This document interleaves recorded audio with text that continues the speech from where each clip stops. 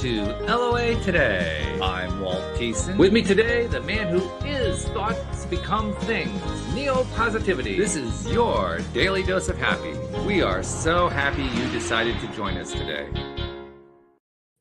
Our good friend Debbie G is stuck in an auto repair shop today. She got a nail in the tire. So, yeah, we're probably not going to be seeing her this week, but we will, of course, see her next week. But the good news is our friend Neo Positivity has reemerged from all the places he's been flying to and going to and traveling to and beaching to. It's good to see you again, my friend. How you been?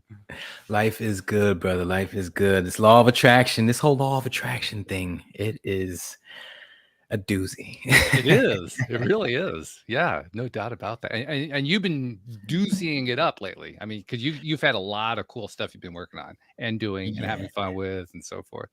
Nashville, St. Louis, Denver, beaches, tour buses, and now a summit tomorrow. So yeah, it's just been a healthy ride. That's right. You got a summit coming up tomorrow. We'll do a little bit at the end, but give us a little preview. Anybody we know who's coming to it? We've got Elizabeth Gold. I believe you had her on your show. Ellie Fitzgerald. I'm sorry, it's Hope Fitzgerald and Elizabeth Gold.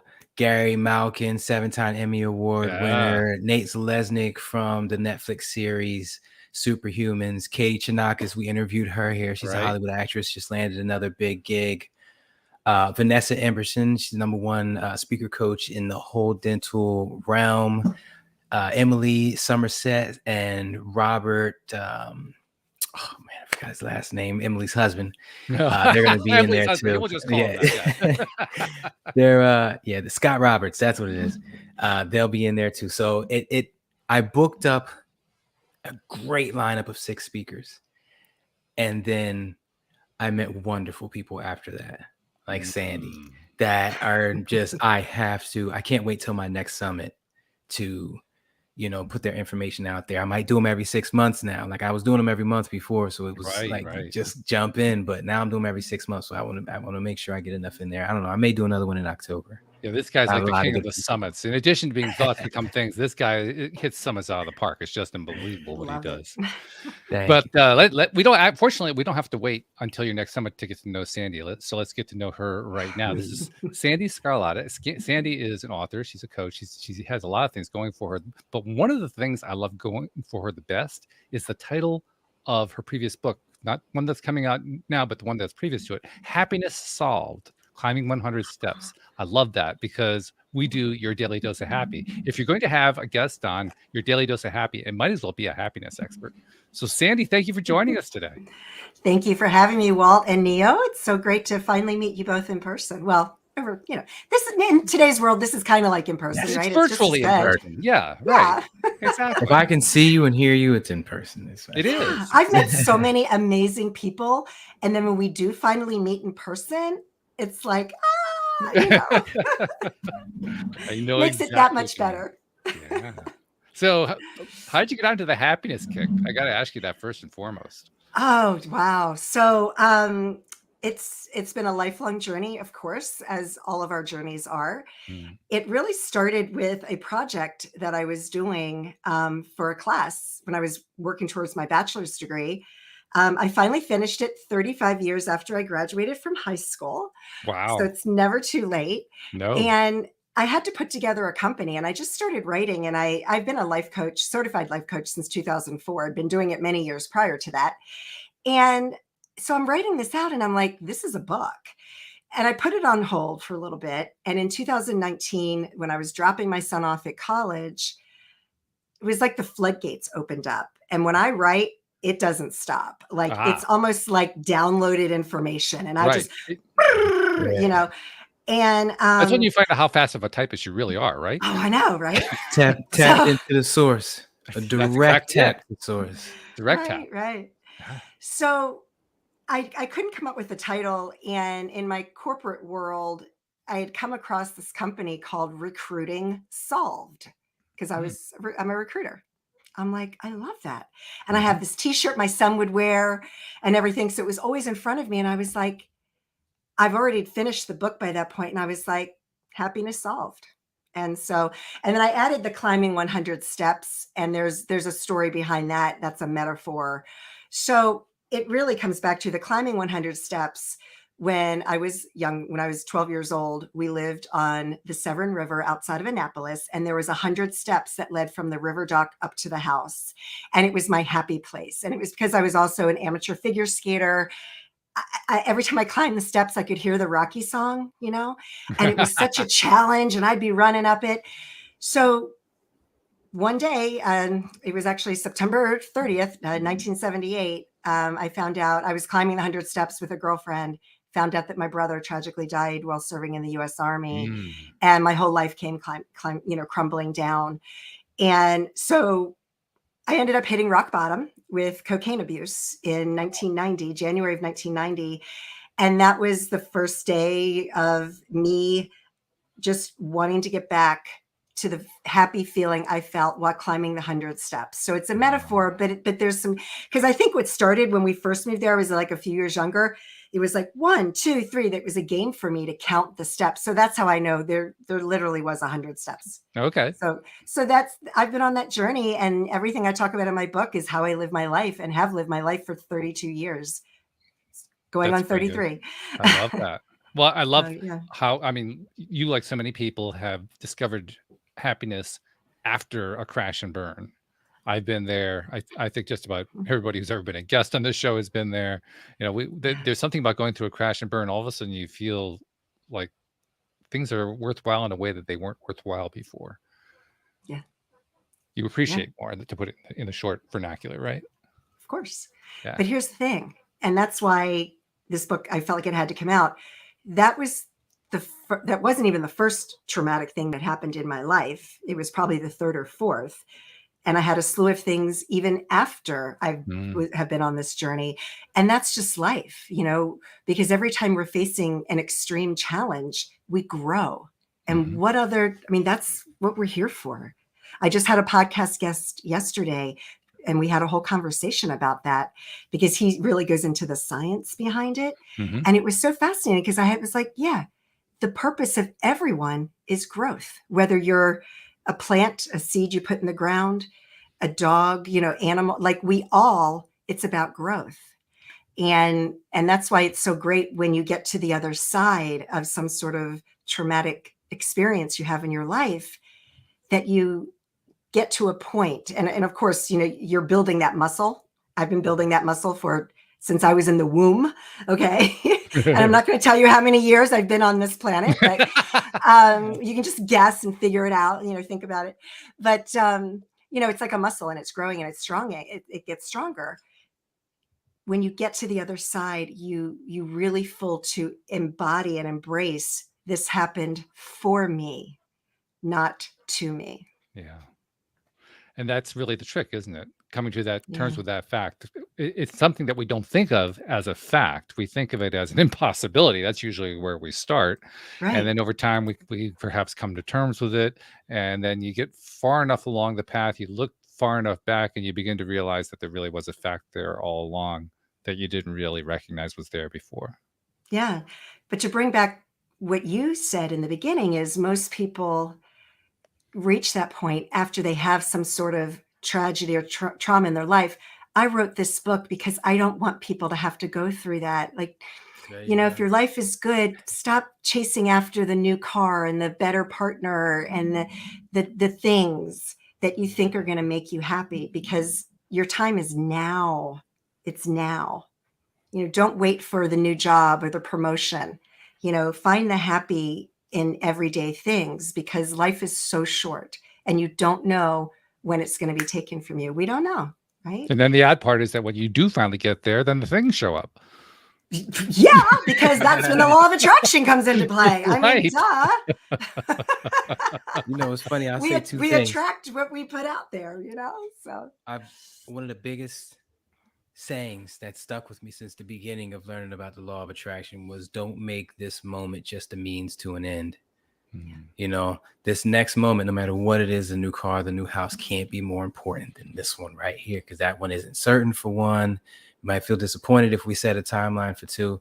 So I absolutely love that. But everybody, at the same time, real quick, Just say your age. Ready? Go. I'm 65. 41. 56. There we go. That's I'm proud of 65 it. inverted. There you go. And I'm proud of it. So proud of it. Like, hey. That's dope. No, I love that. Because up here. Wait, Neo. No, you can't get out of it that easily, Neo. What's that? You just put the challenge up. You can't just put it up and say I'm not participating. I said 41. You know, you did. Okay, I'm 1 year from my magic number 42. I'll be 42 in March. That's my number. Why is 42 magical? I'm curious.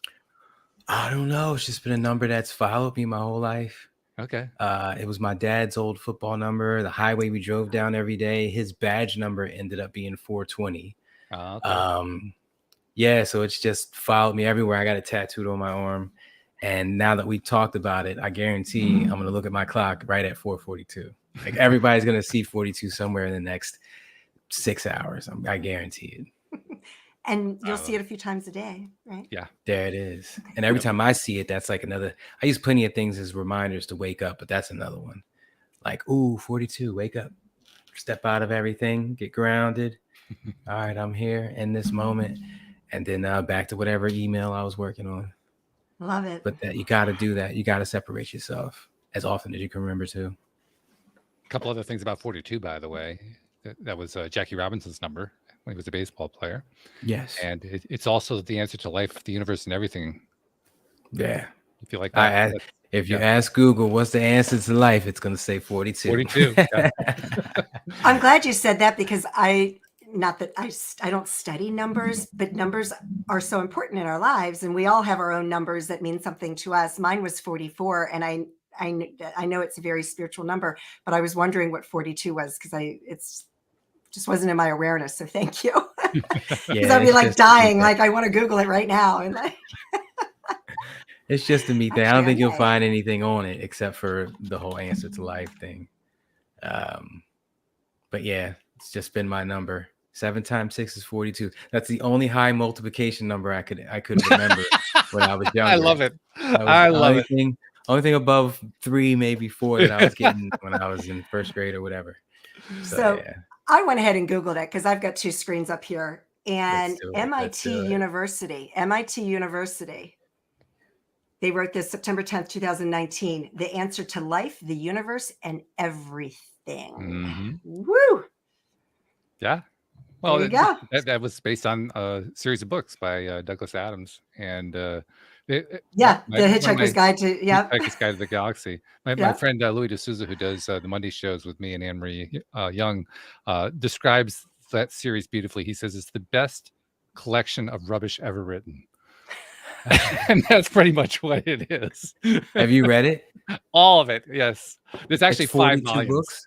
Oh no, there's 5 books. There's 5 books, but 42 is the answer to the ultimate question of life, because they want to understand what is the answer to everything. What, because we're all looking for these ultimate answers, right?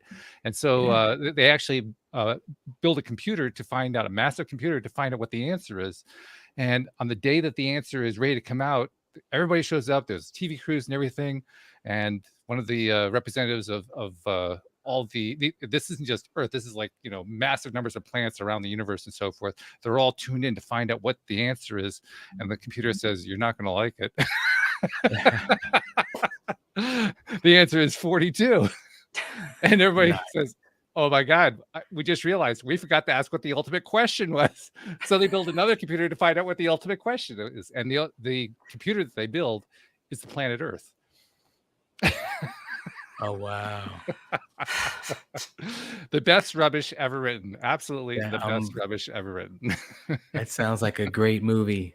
That doesn't sound like the movie they made out of the Hitchhiker's Guide to the Galaxy. But it was, it's like any movie. You have to cut it down, right? You can't get the whole book in. But if you listen carefully, that actually is included in the movie. It's just kind of, they zip past it kind of quick.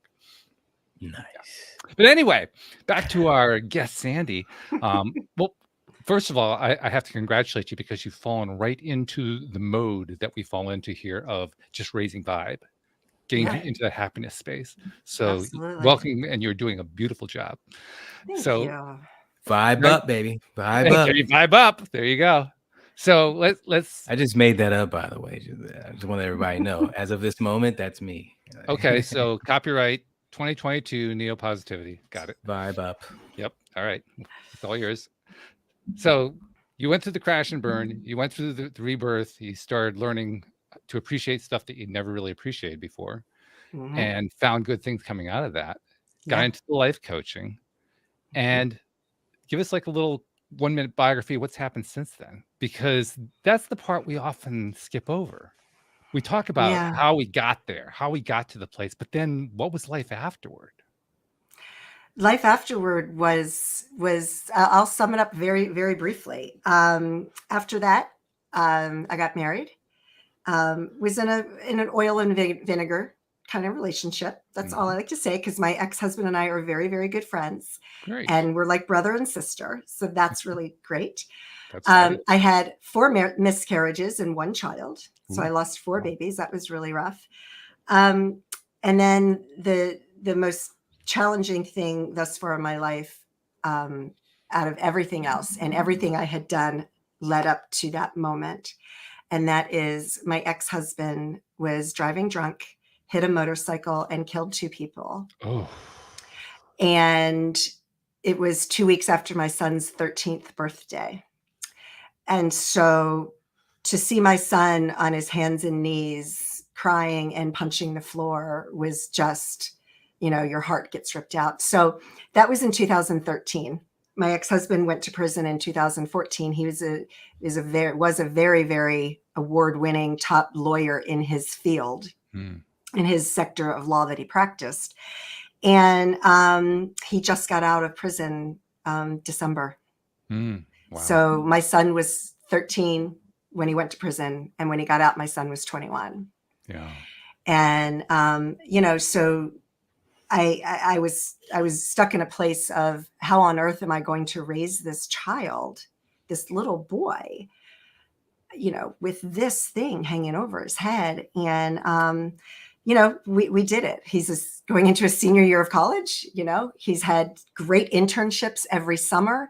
He's got his head on. Him and his father have rebuilt their relation. I mean, they had a great relationship the whole time, but there was a few years where my son refused to talk to him. And so, but now, he's a man and they have an amazing relationship. He spent the whole summer with him, Nice.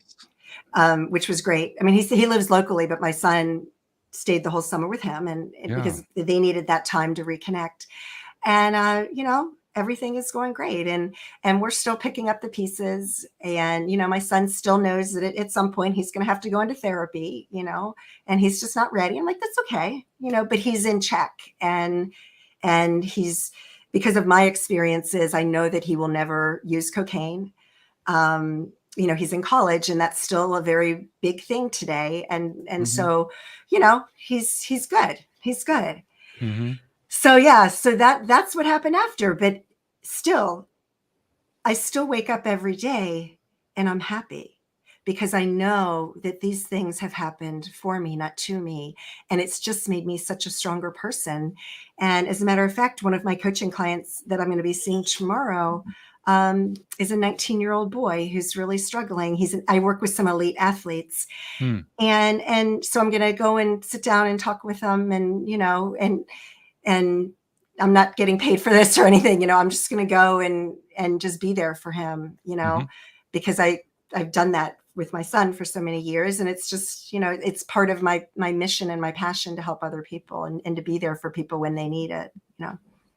So. I like the story for a number of reasons, not the least of which is you didn't live happily ever after without going through a lot of pain, but you still lived happily ever after. Yeah, you did. Well, because it's a choice. It's a choice we have every single day. It's a choice, and while you still have this big thing that seemed bigger than life, right? Because whenever you experience something that, my gosh, who do you know, right? That has happened to. Not many people. We live in a part of the world, fortunately, where, I'm in the DC metro area. We live in a bubble here. We're almost recession proof. It's very different than in a lot of other parts of the country. And so, there was that too. of my son going to high school and like, oh, you know, it was a stigma for him and not wanting to talk about it. And, you know, yeah, why is your dad not at the football game? But of course, everybody knew, and the whole everybody knew what had happened, and it was his dad, you know.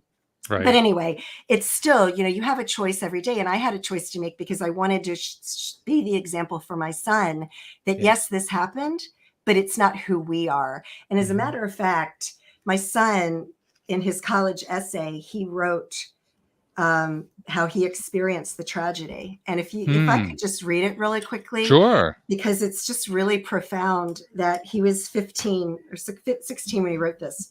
He wrote, so he, in the chapter of my book, I felt as though it was not my story to tell because it's my ex-husband. So my son, he wrote this college essay 3 years before I even really focused on the book. Sure. And I asked him if I could put it in there. And he was like, absolutely. So the very last paragraph, he says, my mother always says everything happens for a reason. And I truly believe this because without the accident, I would have been spoon-fed my whole life. Because of the accident, I am independent and I make smarter choices. Most importantly, I learned that life happens in moments and that you cannot let one moment ruin the rest. Ooh, wow. That's nice. That's a young man. I love to share that because that was a little boy that wrote that, you know, and well, it's like, wow. I would describe him as a young man. I mean, he may have been in his yeah. teens, but I'm telling you, that was a young man who basically did a lot of learning. I don't know if he'll ever go into therapy. Maybe he will, but it sounds like he's done some therapy. It sounds like he's done work on himself, which is really what the whole point of therapy is. Right. Yeah. Yeah. Whether he's been looking at YouTube or sitting in the room just thinking about where his thoughts go. He's been doing work. He has. Yeah. You don't draw that conclusion without doing it. But I didn't go through all the traumatic events that you guys had went through, but my process was like the same way. I wasn't relying on the internet and books. I was asking myself things and seeing what I said and why I said that, and then say something else and tweak it a little bit. And that's how you really learn about yourself. Yeah. You know, that's the people I try to have speak at my summits. If you don't do that, then I don't want you there. Well, here's the thing. Trauma is trauma, right? You can't compare, well, this was this was worse than that one, or this one was worse than that one, because however you're experiencing, it's the first time for you. Right. And pain is pain.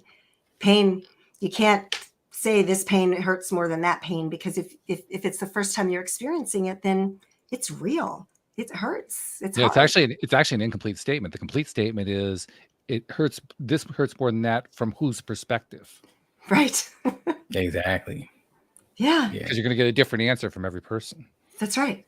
That's right. And they can't put themselves truly in that situation, because to really put yourself in someone's situations, you will have had to went through every single thing they went through in their entire life. Right. That's right. And experience what they did. So I think that's a huge gap in parenting today. And the mistake that I've made over and over again was thinking my kids are thinking like me. And they're not. They ain't been what I've been through. They don't know the law of attraction like I do. They don't know the streets like I do. So it's, you know, we got to factor all that in when you're talking to everybody for better conversations. By the way, Sandee, Neo is a former police officer, so he has that kind of experience to work with. Yeah. Oh my gosh. Well, thank you for your service. That's incredible. Thank you. That's so kind. I love it when people say that. I always say thank you for your service to any first responders, paramedics, firemen. They're all out there risking their lives on the day-to-day. Yeah. And when it snows outside and they shut the whole city down, you still got to show up to work. It's true. And a pandemic comes, the cops, and they still got to show up, you know? So, yeah, shout out to them. I'm also thinking, too, about how, as a former police officer, you saw a lot of the kinds of things that her husband went through. And you didn't get to see what happened afterward. In most cases, I would think. For you, mostly it was deal with the emergency, do what has to be done as an officer, and maybe show up in court at some point. And that was about it. That's it. They send you to the next call right after that. Yeah. So you really don't have. I'm making this sound worse than it is in some ways, but you don't really have closure on any of them. I don't know if I like that. I don't know if that's it, and I'm willing to entertain it, because if there's something buried deep I don't know about, I want to get it out. But yeah, I never gave a second thought to, like, I've been on plenty of motorcycle accidents, because they most of them end fatally. So all the ones that happened in Camden, when I was working, I was there for them. Quads, dirt bikes, go-karts, whatever it was. And as soon as the scene is done, I get sent to the next job: gun job, domestic, alarm. I never thought about the family members of the driver of the vehicle. And so this is really eye-opening for me to hear you talk about this, Sandee, and your son and what he went through, and being in a small town where everything gets to everyone's ears and it's not soon forgotten. That's a lot. When you said that, you were putting pieces to a puzzle together, and I was like, whoa. Yeah. So, well, because 2 people died, and I can never forget the fact that 2 people lost their lives, Yeah. And it was horrible. It was tragic. And there's always another side to it. There's more sides to it. Did you ever think about moving? No. No, my son didn't want to. He didn't want to. Okay. He didn't want to. As a matter of fact, today I was talking with one of my clients that I work with, because right now I'm working with amateurs. So I'm talking with the parent. And I told her, I was like, how long have you been in this county? And she goes, 11 years. I go, do you remember today? And she goes, yeah. I go, that's my ex-husband. She was like, oh my God. Yeah, but see, most people don't relate it. You know what I mean? That sure. They're like, oh my gosh, Sgarlata. Yeah. They don't have the same associations that you have. So how could they? Yeah. Right. Yeah. So let's go back to the topic of coming through something like this. And you came to some really advanced, amazing conclusions over time. Guide us through how you got there. A lot of reading, a lot of listening to books on tape, a lot of workshops, a lot of meditating, meditation retreats, yoga.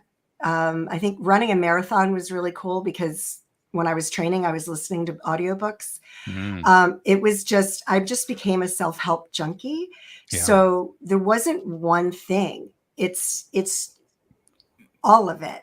I've studied the law of attraction for many, many years. As a matter of fact, Neo, this is what's kind of funny.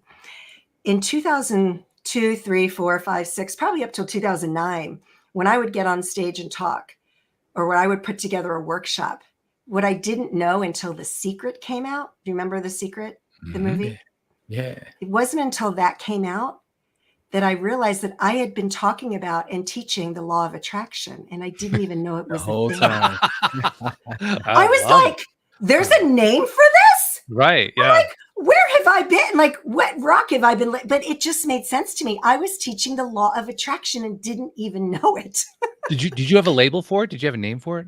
It was creating, it was like, I had a workshop. I'm sure I still have the notes and handouts, because this was so long ago, you gave handouts and stuff like that. Right. It was like creating the life you desire. It was something like that. It was just like creating your best life. So that's what I would talk about and teach and some people would look at me like I had 5 heads. I'm like, what are you talking about? But then others would, you'd have some people leave the room, but then I'd have 20 people standing in line to talk to me about it, because it was like, I love what you're saying, because they had never heard about it either. They didn't really know what I was talking about. You'll love this part. We have a former co-host who's a channeler, kind of like Esther Hicks channels Abraham. Oh, okay. He's a channeler, and he has been able to do it pretty much since he was a kid. Went through periods where he was kind of coming to terms with it and just turning it off, and I don't want to have anything to do with it, and all this kind of stuff. Went through the whole thing, but at one point in his early teens, he came from a really horrible background, wrong side of the tracks, in a town where everybody was on the right side of the tracks except for him. So he had all these goals to aim for, and he ended up using law of attraction principles as taught to him by the source that he received messages from. So cool. How to actually get all the stuff that he wanted in his life. And he actually thought that he had invented the law of attraction. Well, I guess I kind of thought so too, but I just didn't give it that title. And I wasn't Esther Hicks, and I wasn't channeling, but it all comes from source anyway, right? It's all coming. I was going to say, to an extent, whatever you were. it is. Yeah. It just, I'm very intuitive, and it just made sense. I'm like, yeah, that makes sense You to made me ask myself, had I ever taught the law of attraction before watching The Secret? Because that was where I learned it from, The Secret. Uh-huh. And I'm thinking about everybody I've ever said, you got to see it before you do it. That's been one of my favorite phrases. It's from the movie Any Given Sunday. And I've been telling that to people forever. And more, my mindset behind it was dream big, as opposed to you got to repetitiously do it until you get it. I didn't have that down packed until I saw The Secret. So yeah, I'm thinking about everyone I've tried to push. You got to see it before you do it. Like, don't think like that. You got to at least be able to see it. And there's been a bunch of people that I was teaching it to before That's I awesome. knew about the law of attraction. That's dope. I didn't realize that. Yeah. So my very first book, self-improvement book that I read was Wayne Dyer, rest in peace. And it was When You Believe It, You'll See It. Something like that. Yeah, well, yeah, that is the title. Is that the title? When You Believe It? I'm sure I have it somewhere. It was a paperback, and it was really like, it was just, I had gone through it so much that it looked a mess. But that was my introduction, and it just, well, yeah. That's my audio book for the week. Now hold on. I have to ask you. You said books on tapes earlier. Are you telling me that there was audiobooks before the internet? What a question. I love that. I had to, it was just been bugging me ever since. I'm like, wait a minute, this thing has been out before audible.com. Like, so I don't know if that's a book on tape. That was a book. So what was I listening to? I would run with my CD player, and I had CDs. That was the books on tape. They were all on CDs. Right. They had books on CDs. That's dope. I didn't know that. Wow, so that's how I got exposed to Tony Robbins. Tony Robbins did his entire Unlimited Power book on cassettes, and I had the whole cassette collection. I think I still have it somewhere. I just got rid of my Tony Robbins. It was like this big. It was like 10 different things. Oh, it was all CD. So I had the CD version. Yeah. But yeah, so I would listen to those. And then, yes, at some point, I ran the 2006 Marine Corps Marathon. And I don't know. I thought I was getting it on my phone, but maybe not. Maybe it was a Walkman. I don't know. No, because Neo, do you know what a Walkman is? Yes, I had a Walkman. Okay. Got it from the dollar store. So it was $1. There you go. When I got it. I don't know how much they cost when they first came out. They're a little more than that. But back then, $1 was a lot, though. You know, this is true. That's dope. Yes, it was. I was also thinking too about my own. I can't claim to have taught law of attraction before The Secret because I didn't even understand it yet when The Secret came out. But I was exposed to it long before because back in the early 1980s, I read Think and Grow Rich by Napoleon Hill, and had no idea what he was talking about. None whatsoever. I was lost. He would write segments like, if you understand what it is I'm talking to, I don't have to explain it to you. And I said, yeah, I don't understand it. You got to explain it to me. I don't get this. Well, it was probably like many people that read or watched The Secret or read the book, because it's in both formats now. There were so many people, it's funny, that were probably sitting there like, and like really just thinking and thinking that they were going to like win the lottery, and then they wouldn't win the lottery, and like, oh, this stuff doesn't work. Right. But what people failed to recognize, and that The Secret may not have, or maybe could have done a better job explaining, that was just an introduction. Like this, it's not the end all. That's an introduction to the law of attraction. Once I got done, I saw The Secret, I think March 11th, 2008, a couple of days after my birthday. And immediately I went to the internet and I said, what's the next step? What do I want to know more about this? And the first thing I saw was Oprah Winfrey video. And she said that The Secret was just the icing on top of the cake. And I was like, ooh, what's the cake? And that's what led me to meditating, The Power of Now by Eckhart Tolle. And I forget what other books, but yeah, that's what took me down that road. So yeah, you gotta first experience that. I wanted to say though, for me, where I grew up in the hood in New Jersey, and they don't dream big at all. The only thing they want is to be able to pay rent and electric this month and gas, because it's cold. Right. Ain't no gas in Florida. We don't have that down here, which is weird. But yeah, so what I did, I noticed that people in the most unlikeliest, messed up situations still made rent every month. Somehow they still made rent. And settling and dreaming small is not, I just wasn't built for that. So I noticed those two things. They're always making rent no matter what. And I'm always dreaming a little bit bigger and getting what I want. So both of us are getting what I want. I just have to raise what I want. And I think that was what kind of set the tone, the pace for me to creep up and learn the law of attraction little by little. And then seeing The Secret just pretty much opened my eyes. It just was all the puzzle pieces I was missing. And it lined up so many instances in my life. I was like, oh my God, yeah, I remember. Yeah. And so, yeah, it was just a beautiful thing. But yeah, that really stood out to me when you said that. The people around you have to, you got to learn from them. You got to learn sometimes it's what not to do. Michael Jordan says he learns from every single player he's played against. Yeah. And sometimes it was what not to do, but every single player he learned something from. And that's sharp, being able to learn, keeping in the mindset of learning. Absolutely. Well, and that you raised such a great point, because so often in life, it's not, you want to learn the lessons that'll bring you forward. You also have to pay attention to what not to do so you don't repeat those, because we're so wired in certain ways. And if your mindset is such that, you know, there's any sort of tweaking that needs to be done, it's going to, by doing that, is going to help you the next time around. Well, you know, let me ask you this. Let me ask you this real quick before I get it. We all, no, don't forgot it. Walt, you messed me up because you was about to say something. What were you going to say? I was just you got me interested in what you were saying. I lost it.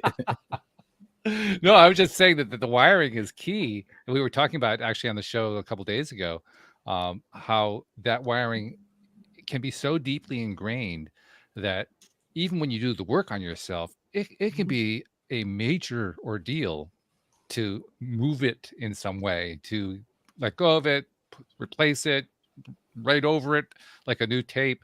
I mean, however you want to look at it, there are some of these things that we carry with us that are just, they stick to you like static cling, and they can just be hard to get rid of. Dendrites. Have you ever heard of dendrites? Mm-hmm. You have? Mm-hmm. For those who haven't, just picture grass at the bottom of an ocean waving. And Walt, correct me if I'm wrong about any of this, but there are things on the surface of our brain that are basically like waving like that. Yeah. And there's electricity going through them because they latch on to things that are passing by. So, and every now and then, two dendrites latch onto each other. And I'll give you an example of this. Let's say you're at a hot dog stand and you order this hot dog, it's good, it's juicy, you're about to bite into it, and a fender bender happens behind you. And, you know, you look at it, okay, everyone's okay, you eat your hot dog. 6 years later, you don't eat hot dogs no more. It's not that you don't like them, just those two dendrites connected and have not disconnected. So disconnecting those dendrites through things like neurofeedback are ways to physically get rid of and clear old narratives quickly. I learned that from Elizabeth Gold, and she really, like, we did a live stream, and afterwards we had a little therapy session. It was she's coming to the summit. You guys will see her there. But yes, dendrites, do your research. And if you can disconnect dendrites through a machine called neurofeedback, then you can also manifest it using the power of the law of attraction without the machine. Just switch up your affirmations. So just wanted to share so that. much. Thank you. I love that. And I had not heard that before, and I'll definitely be looking into that for sure. But like, we have so many stories that we make up about our childhood, things that happened from our childhood. And you can easily rewrite that story because you remember things. Did it really happen that way? Maybe it did, but we can rewrite those stories so that because you have to remember that every time something happens, our first response is always going to be emotional, but it's also your response is coming from something that you've already experienced in the past. You know, so it's just kind of being aware of that. And when you have that thing that comes up, you know, oh, here's an example. When I was in 5th grade, I loved doing art. I took a project to the teacher, and she looked at me and she said, "That's terrible." Okay, well, first of all, what teacher would tell an 11-year-old that it's terrible? You must have went to school in New Jersey. I mean, but I've carried that with me for so long, and I never even really realized. But that I was a very creative child. that stunted my creativity because it was somebody that I looked up to told me that it was terrible. And I carried that with me for years. So you have to ask yourself, is it true? You know, and I think, oh, I can't do art. No. Is it true? No, it's not true. You know, and at some point in my life, when I have some time when I can actually devote a few hours a week, I am going to start painting and start fostering in that part that I've always wanted to do. So, you know, it's about asking yourself, is that true? Because so often it's not true. It's just a story we made up or something somebody else told me. I had one teacher that used to always say, you're never going to be able to read at this pace, or you're never going to learn it at this pace. And she would always say that to me. And I have to clear that out. I have to clear that out of my head. And I wanted to ask you, because you mentioned this earlier. We all know how to be positive. We all know how to wake up out of it, especially people who are into the law of attraction. But for those who are new to it, how do you maintain that? How do you maintain that throughout the day? And what I mean is not just waking up, but waking up more often. You know, with the rat race, that's harder to do. You go a whole 2 days without doing an affirmation. You're like, oh man. So waking up, but not only waking up more often, staying in that good headspace, because you know the ego's coming. The ego's coming. So how do you stay there? Okay, so I wouldn't talk about this on any other some shows, but I will on this one. I used to focus on gratitude, and you know, oh, you know, things can always be worse, and just sit there and really focus on everything that I have to be grateful for. And I still do that because that's important. It's just with that, it's more of like a surface. It's a surface thing. It can be putting a Band-Aid. If you're having repetitive negative thoughts, for example, and you gratitude your way out of it, it's kind of like putting a Band-Aid. You're not really clearing or cleaning that negativity out of your life. Mm-hmm. So I went to Hawaii earlier this year, and I was reintroduced to an ancient Hawaiian healing practice. Walt, you're smiling. You probably know what I'm going to say. I am. And I'm obsessed with it, and I use it all the time. And it's Ho'oponopono. Oh, yeah. I'm sorry. Forgive me. Thank you. I love you. That's what it is, yes, right? Yes. I'm sorry. Yes. No, it's I love you. I'm sorry. Please forgive me. Thank you. It doesn't really matter the order. It doesn't matter the order. That's the order that makes sense to me, because you're saying I love you to Creator, Source, God, whoever you refer to that as. I'm sorry. You know, you're admitting that something was off. Please forgive me. And then the thank you is the gratitude. So I use that all the time I'm a little worried I'm becoming a little OCD with it, because it's such a thing that I just go through, because I want so badly to just constantly be elevating my frequency and my level of consciousness, because I have so many amazing, incredible, big things to do in this life. And I don't want these, here's the thing. We have 60,000 thoughts every single day. Mm-hmm. How many would you say are negative? How many negative thoughts would you say we have a day on average? How much time do we have to count them? Just guess. What do you think? It depends on what you got in your regular tape flow, but I would say like 20,000, 10,000 for me. Would you say, Walt? I'd say 80% of them. You are correct. 80%. 80% of our thoughts every day are negative. That's about 48,000 thoughts. Now, here's the problem with this. And I learned this from one of my podcast guests. This is not my research, but the research is out there. He learned it from research.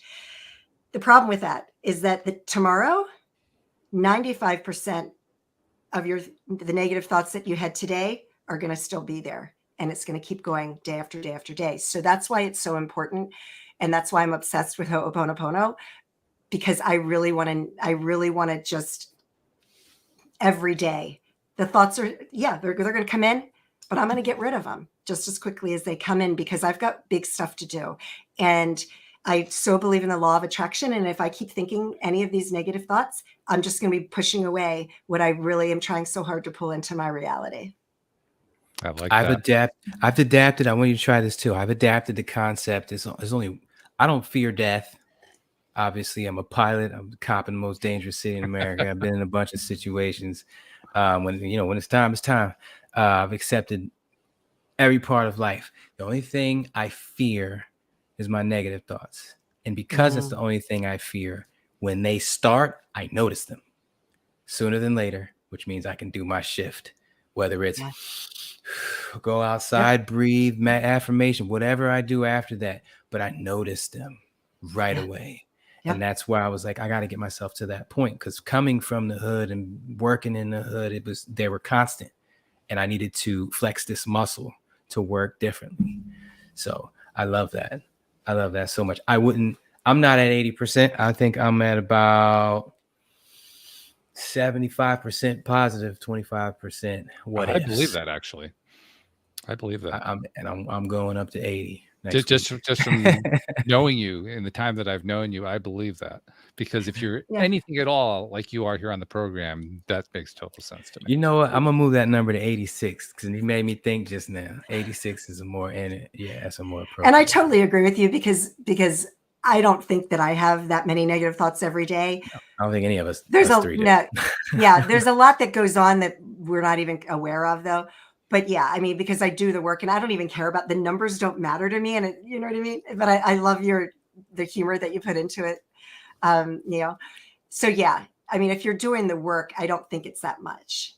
I'll say this. I think that we all probably do have that many thoughts, but the real question isn't whether we have them. The question is whether we give them any energy and attention. If we give them attention, then they become a deal. Right. I was taking a walk today, and I was listening to a recording that I made. I went through a really cool NLP neurotherapy type thing with a former guest who was on the show about 3 weeks ago, and she was wonderful, Janet Schmidt. She's going to be back too. But I was listening to this tape because we had kind of crafted it for exactly what I need. And so this is like, okay, this is how I'm going to just, reprogram myself as I do my daily walk. And I was noticing that even as I was listening to the tape, my mind was going off in all these different directions that I didn't want to go into. But I wasn't giving any of them any attention. Mm-hmm. That terrible thing. No, thanks. That terrible thing. No, thanks. That really uncomfortable thing. No, thanks. I wasn't going to buy into any of them. And listening to the tape was making a difference. It was helping me to do that. But it was also, I think this is where the work comes in. When you do the work long enough, they're out there. You just don't give them the energy you gave them before. Right. Yeah. Like a bunch That's absolutely correct. Dogs jumping on your leg, trying to get you. No, I'm working right now. Yeah. Shoo them away like a child's antics. That's what they say in The Secret. And ultimately where you're getting to, and I've been experiencing this to some degree, is you're getting to the point where you no longer think of them as negative. They just stop being negative after. They're just scenarios that I didn't entertain. Yeah. Now, most people, if you were to express them to somebody else, they'd say, well, that's really awful. But because you kind of worked out, you just don't see them that way anymore. Walt, try this. And Sandee, try it too. But Walt, I want you to report back next week, please. All right. Look upward at a 45-degree angle until your eyelids get a little tired. Let them close. When they close, and again, a meditative place, don't do this while you're driving. When they're closed, yes, keep your eyes on the road, folks. When you get count backwards from 100 in twos. I have learned so much about my mind. I've only been the Silva Mind Control Method is where I got this from. Mm-hmm. The guy does the things in the beginning of some YouTube videos, commercial, or whatever. But it's really interesting because you learn so much about yourself. Like I might make it to 92 before my mind goes somewhere. And I'm like, whoa, come back. All right. What was the last number I remember? 92, 90, 88. And then I'm off somewhere else. But there's other days where I go through the whole entire, set of numbers. And I was just laser focused on the number. And I was able to get through the whole thing. And I'm like, wow, I'm getting better at, So try that and see where it takes you. After you do that, once you hit 0, you're supposed to picture something really vividly in front of you, like not right there, but like 6 feet in front of you on a screen in orange, but just in detail. It's smell, the way the curvatures, whatever, it's got a leaf on it, picture it in detail. And start off with that, and then, eventually insert, you doing whatever it is you want to be doing with your life, your goal or whatever, into that picture. But yes, try this counting backwards thing and let me know how it works out for you. I love that. That sounds like a very cool method. Yeah. It's supposed to be like the beginning of using mind control on yourself. Well, it's also a way of testing how far you've come so far. We often don't even realize if you do work on yourself for a while, it can feel like you're spinning your wheels after a time. Like, am I not really doing anything here? But then you do an exercise like that and you realize, oh, wow, I can tell where I'm holding my attention. I can tell where I'm losing my attention. I can see the progress. But the only problem with that is some days you'll make it to 0 and some days you won't make it to 92. And so you can't really gauge how far you've come because it's just what's going on in your day. To me, it's not about it's not about whether or not you hit a certain number. It's how frequently you're able to hold your attention. To me, that's the way I look at it. So there are going to be some days where I hold my attention really well. Other days I hold it less well. But I can kind of see the aggregate over time. Yeah, if I were to compare where I am right now to where I was, say, 10, 15 years ago, magnificent difference, gigantic difference. Could I quantify it in terms of, I can hold it to 86? No, that doesn't really work. But I can feel a huge amount of ability to focus that I didn't have before. It's like hitting the gym for your mind. Yeah. Neo, what is the name of that again? What is the that Silva called? Mind Control Method. Okay. Jose Silva, he's the only person that they've considered to have been able to teach mind control. He's taught over 500,000 people ESP. Okay. Yeah, the book is insane. I haven't finished the whole thing yet, but when they say mind control, what do they mean by mind control? Do they mean controlling your own mind, trying to control somebody else, control your own? No, your own. Yeah. Yeah. Okay. Yeah. Because that's how you control other people. When you say the phrase, it sounds like something out of science fiction. So that's why. Yeah, it does. But you know what? I did a video a long time ago. What was it? I thought it was called Controlling Others' Actions or something like that. Because I would coach people and they would be like, my boss is a douchebag. And I'd be like, all right, well, picture the last time he was good to everybody and good to you and just sit in that and he'll at least be nice. And they're like, well, he's never been good. Okay, well, picture an old boss. Doesn't have to be that one. And then they report back, oh my gosh, you actually gave me a compliment for the first time ever. And I'm like, there you go. Now you got something else to build on. Yeah. And so like stuff like that. And I use that for relationships too. It's kind of like, oh man, I'm going to find the video and post it. But yeah, it's controlling people's thoughts, but not their thoughts, their actions. It's weird. Collective energy. Well, because we have a lot of influence. And that actually ties into something else I was going to bring up earlier. I'm not sure we really have the time to go into it because we only got about 7 minutes left. But when we were talking earlier about how you can have these negative thoughts and you get certain thoughts that just keep coming and coming and coming and coming, and you feel like you can't even let go of them. One of the things that I've really been appreciative of lately is recognizing some of those thoughts aren't my own. Some of them come to me. Some of them come to me generationally. I've been really identifying a number of things that I have been carrying around in my life for a long time that come from my parents and from my grandparents and perhaps even my great-grandparents, although I don't know their stories. And it's mind-blowing because now that I've begun to understand and kind of recognize this is one of those thoughts that really isn't one of mine, it's strange. Because on the one hand, I feel like I'm the one who thought it. And on the other hand, I can tell that it really didn't originate with me. And I think it's actually part of the process of starting to separate yourself from it and learning to let go of this thing that you've been carrying around generationally. Fastest way to let go and disassociate that voice that I've found is a book called Untethered Soul. Oh, that's a great book. Read that book and you will totally look at that voice differently.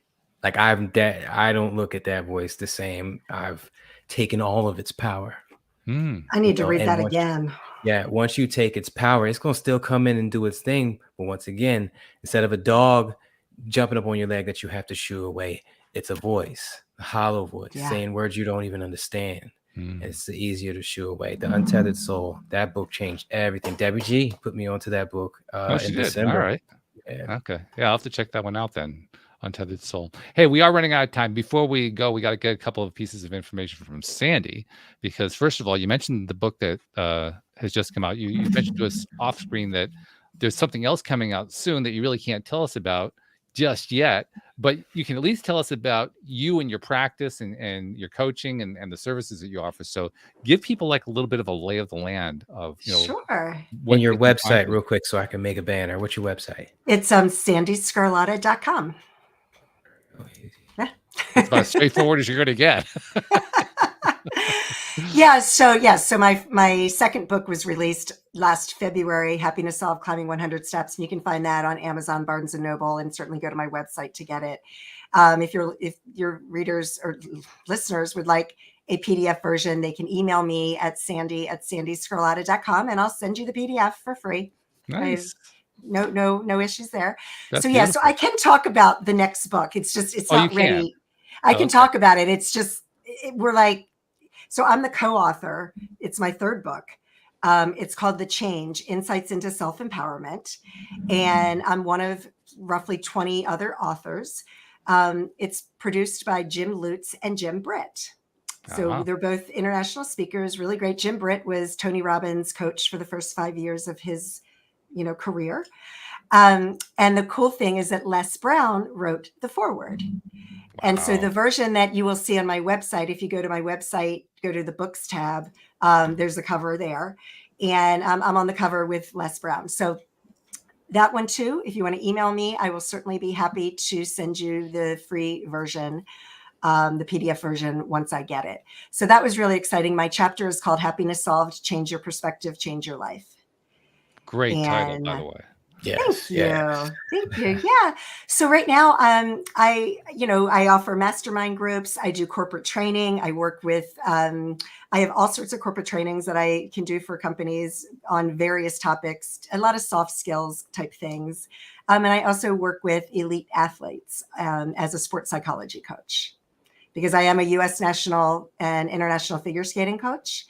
So we didn't even touch on that. That's in your book. I said, oh my God, wait a minute. Hold on. I retired from that years ago when my son was a baby. And, but yeah, it was a great experience. So I was recruited by a local training facility to be their sports psychology coach.